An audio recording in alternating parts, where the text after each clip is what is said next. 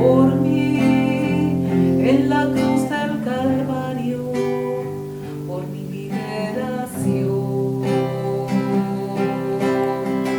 La sangre de Cristo tiene poder.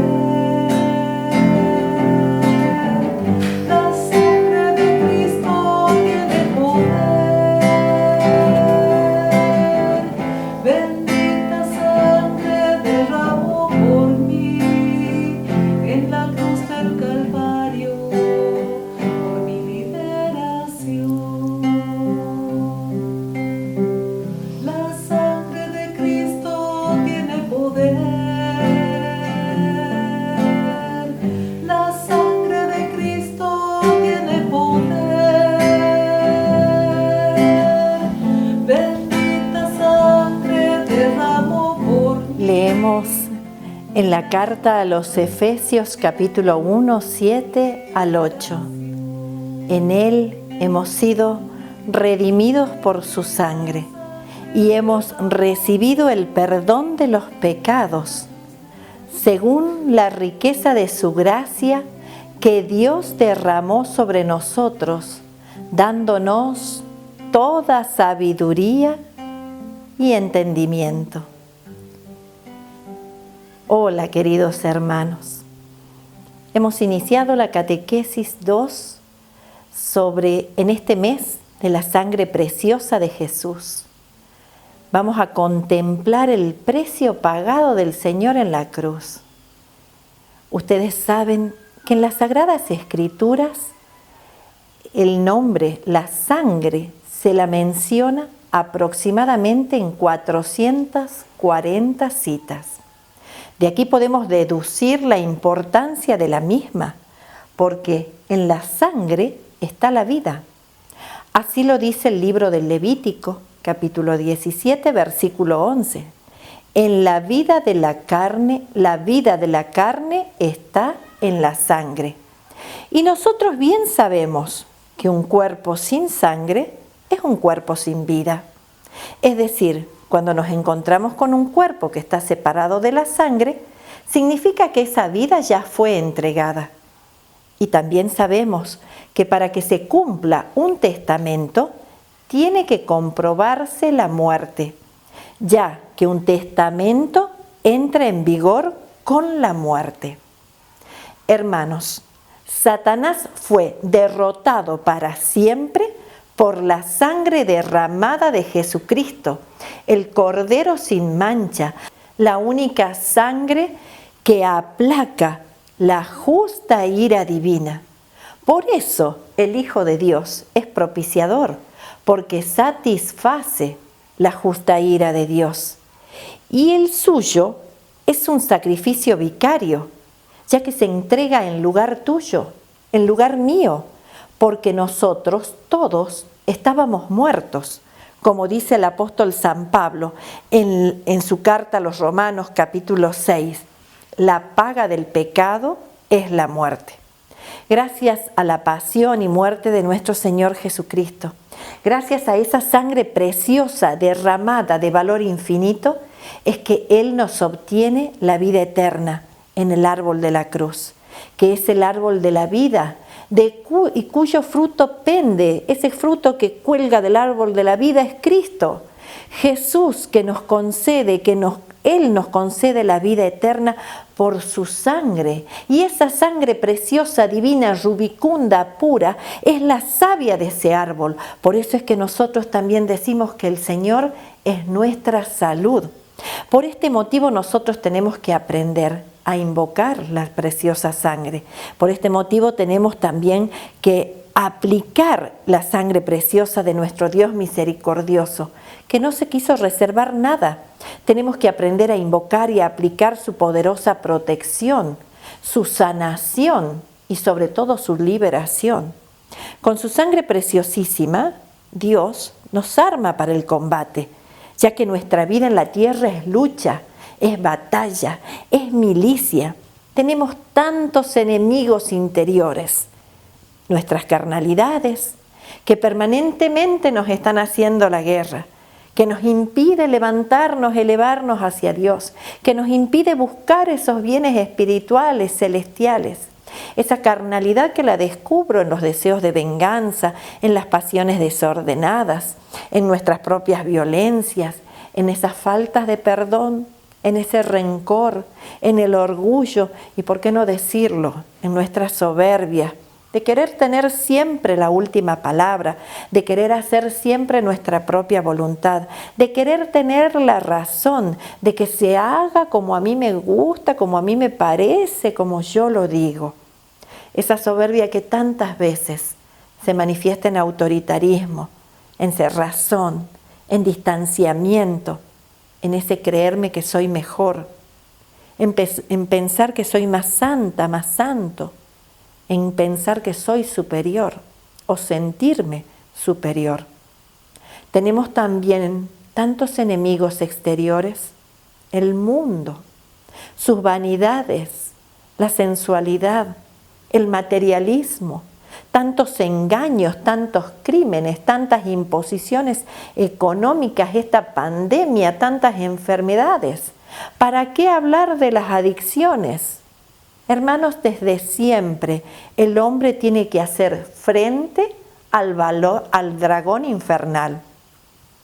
Santa Faustina, en el numeral 1309 de su diario, que es el epicentro, nos lleva al epicentro de la misericordia, cuando escribe: mientras hago el Vía Crucis y llego a la 12ª estación, experimenta esta gran santa una emoción profunda, porque aquí es donde ella medita la omnipotencia de la divina misericordia que baja a la humanidad entera a través del corazón traspasado de Jesús. Cada vez que hago el Vía Crucis de la herida del corazón de Jesús, dice Santa Faustina, encierro a toda la pobre humanidad y a las distintas personas que amo. Porque de esta fuente han salido los dos rayos, es decir, la sangre y el agua. Ellos, con su inmensidad, inundan al mundo entero. Dejémonos abrazar, dejémonos inundar por el amor misericordioso de Dios. No rechacemos ante un Dios que es amor, tenemos que dejarnos amar. Recordemos, amigos queridos, que en el libro del Éxodo, capítulo 12, el Señor promete proteger las casas cuyos dinteles se encontraban pintados con la sangre del Cordero. Y nosotros podemos leer en el Nuevo Testamento, en Hebreos capítulo 9, 13 al 14, porque si la sangre de chivos y toros y la ceniza de ternera con que se rocía a los que están contaminados por el pecado los santifica, obteniéndoles pureza externa, cuánto más la sangre de Cristo, que obra por el Espíritu Eterno y que se ofreció sin mancha a Dios, purificará nuestras conciencias de las obras que llevan a la muerte para permitirnos tributar culto al Dios viviente. Santo Tomás de Aquino nos enseña sobre el valor infinito de esta sangre divinísima. Él manifiesta que una gota de la sangre preciosa de Jesús puede salvar al mundo de todo pecado, de todos los pecados. Y verdaderamente me genera conmoción que Jesús derrama sus primeras gotas de sangre a los 8 días de nacido, a los 8 días de su nacimiento, en la circuncisión. ¿Con qué necesidad? Una gotita de esa sangre preciosa ya hubiera redimido a todo el género humano.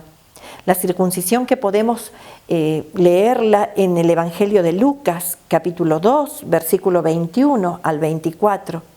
Debemos considerar que Jesús, por ser el Hijo de Dios, no necesitaba ser circuncidado de este modo, pero cómo nos deja a través de esta circuncisión a la que se somete ese ejemplo de obediencia y de humildad de nuestro Señor. Ustedes recordarán que en el Antiguo Testamento, desde la alianza que Dios había hecho con Abraham, la circuncisión era signo de la unión del pueblo con Dios. y estaba destinado, ese pueblo por la circuncisión estaba destinado a participar de las promesas mesiánicas. Pero también ese pueblo significaba el compromiso del pueblo de circuncidar cada día su propio corazón de los malos sentimientos, de todos los desórdenes, de las malas conductas. Nuestro Señor nos dice en la carta de los Colosenses capítulo 2, versículo 11, en Él fueron circuncidados, no por mano del hombre, sino por una circuncisión que los despoja del cuerpo carnal, la circuncisión de Cristo. Esta sangre purísima, esta sangre absolutamente incontaminada, porque es transmitida de la sangre de María, nuestra Madre Inmaculada, no es una imagen simbólica. Esta sangre es un hecho tremendamente real y, por ejemplo, comprobado científicamente, sobre todo en la sudoración que tiene el Señor en el Huerto de los Olivos. En el Evangelio de San Lucas, capítulo 22, versículo 44, Jesús sufre una hematidrosis, que es la sangre que brota de las glándulas sudoríparas. A causa de una situación extrema se produce esta sudoración, a causa de un estrés sin límites. Esto sucede en las personas que saben con certeza absoluta que van a morir en breve y que van a morir de una manera muy dolorosa o martirial. Porque Jesús, siendo Dios, en ese momento en el huerto, tenía la visión no solo de lo que era esa pasión inminente y el abandono que estaba sufriendo de los que amaba, sino también de todas las personas a las que le había hecho bien, a las que había sanado, a las que había liberado.